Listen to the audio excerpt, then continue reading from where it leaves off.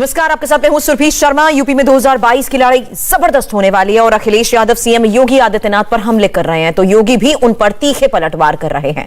योगी ने आज अयोध्या में राम भक्तों पर गोलीकांड की बरसी के मौके पर समाजवादी पार्टी पर बड़ा हमला बोला। कहा कि अयोध्या में राम भक्तों पर बर्बर निर्मम गोलीकांड हुआ, लेकिन सेक्युलरिज्म और तुष्टीकरण के लिए गोलीकांड को जायज ठहराया गया। भाइयों बहनों, ठीक आज से 31 वर्ष पहले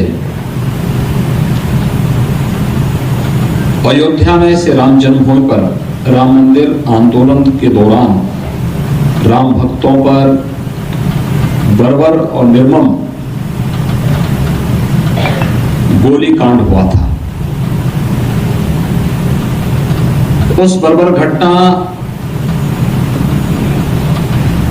को प्रत्येक भारतीय ने निंदा की थी, उसकी भर्त्सना की थी, लेकिन भारत के अंदर सेकुलरिज्म के नाम पर सामाजिक ताने बाने को छिन्न भिन्न करने वाले लोग इस घटना पर या तो मौन थे या फिर तुष्टीकरण की पराकाष्ठा को पार करते हुए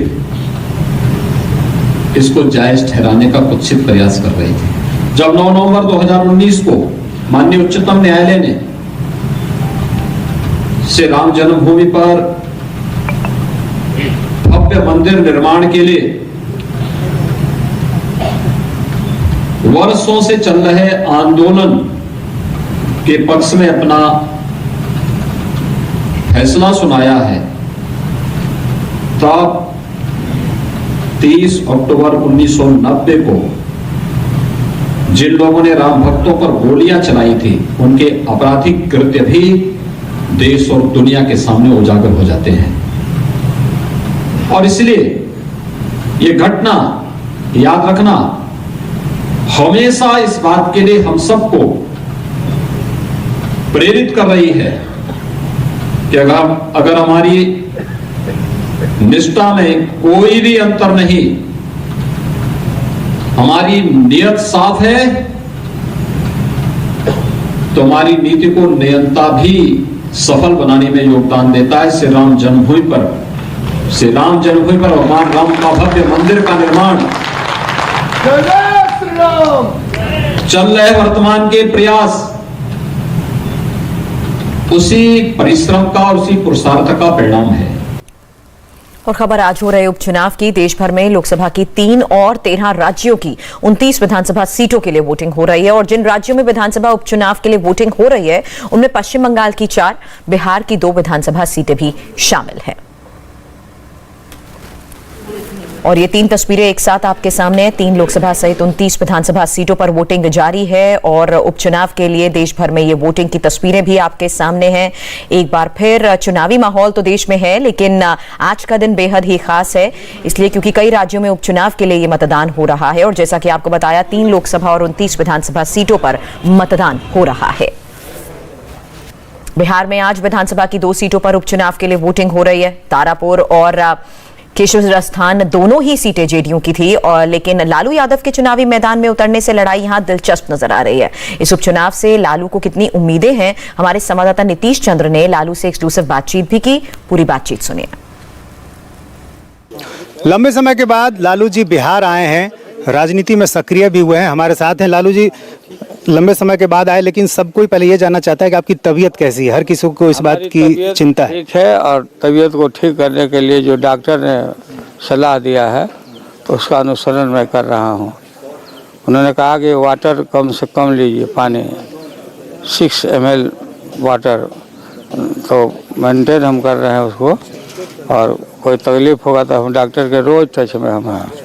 निश्चिंत होंगे इस बात को लेकर। तेजस्वी यादव ने जिस तरह से पार्टी को संभाल लिया है, जिस तरह का प्रदर्शन वो कर रहे हैं, पिछले चुनाव में जो कुछ दिखा, आप इस बात को लेकर निश्चिंत होंगे? कितनी उम्मीद है आपको? चिंता में बहुत हम आश्वस्त हैं।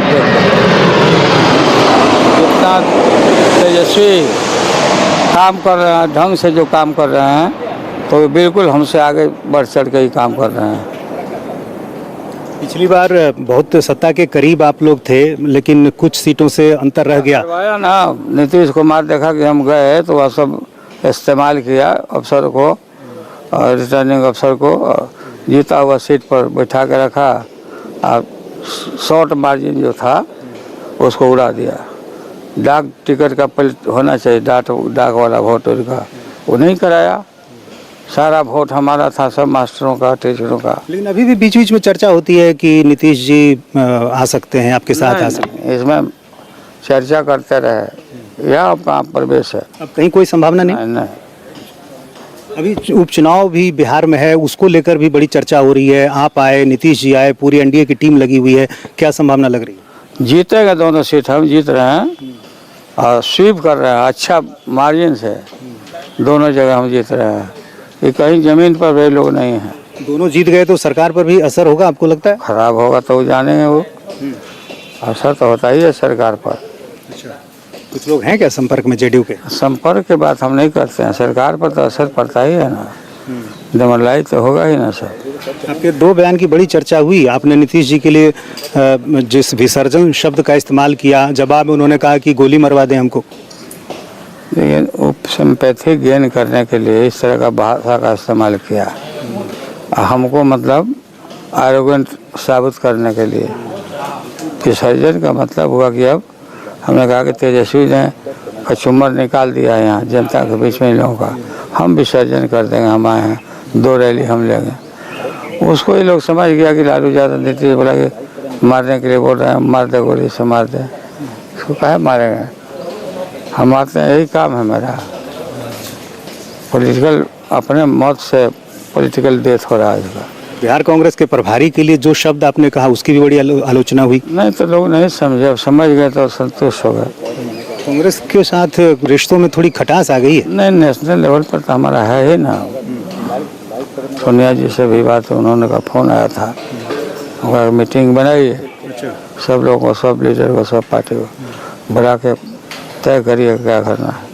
पिछली बार 70 सीटें आप लोगों ने दी, सिर्फ 19 पे जीती कांग्रेस। अफसोस है इस बात का कि यदि कांग्रेस का प्रदर्शन अच्छा होता तो शायद सरकार बन जाती। तो जो बात खत्म हो गई खत्म हो गई, अब आगे का रसूद लेना है। आगे कांग्रेस से रिश्ता रहेगा ना? रहेगा, है ही नेशनल लेवल। राष्ट्रीय स्तर पर क्या उम्मीद लग रही है आपको? अभी नरेंद्र मोदी की सरकार जिस तरह से चल रही है, मोदी को ढा देंगे इस बार 24 के पहले। महंगाई से लेके भ्रष्टाचार, रेल को बेच दिया, जहाज बेच दिया, इंश्योरेंस को ख़त्म कर दिया, सब जगह तो ख़त्म है। महंगाई कितना हो रहा है। तो क्या लग रहा है कि राहुल गांधी के नेतृत्व में एक 24 में सरकार बदल सकती है? वहाँ लोग बैठेंगे, सारे दल के लोग, हमें अंतिम आदमी नहीं ना है, बैठ के चर्चा करेंगे किनका क्या राय है, उन लोगों का क्या राय है, कैसे होगा, क्या होगा, सब बात होगा। अच्छा, थर्ड फंड को लेकर भी चर्चाएं समय समय पर होती हैं, आपकी जानकारी में बातें आई, आपकी भी मुलाकात कुछ लोगों से हुई थी। कौन है थर्ड फ्रंट वाला? कौन है थर्ड फ्रंट का? कई लोग समय समय पर जो कोशिश करते हैं, जिसको नहीं रहता भाई लोग, अब चले हो गया। ममता बनर्जी ने जो बातचीत की, क्या कही? हो गया। अच्छा, और एक पारिवारिक चर्चा भी लालू जी काफी होती है, कुछ कहना चाहेंगे आप इसके बारे में, दोनों भाइयों के बारे में? दोनों बेटे हमारे हैं, दोनों एक साथ हैं, कहीं कोई गड़बड़ी नहीं है। हम आए हैं, सब भी आते रहते हैं, तेज प्रताप बात होते रहते हैं। समय समय पर थोड़ी उनकी नाराजगी आती है। नाराजगी आती होगी तो हम उसको सॉल्व करते हैं। आप आ गए हैं, सुलझ गया मामला? हाँ, सुलझ गया। इंडिया टीवी हर वक्त हर जगह डाउनलोड करने के लिए सर्च करें India TV news Google play store या ऐप स्टोर पर।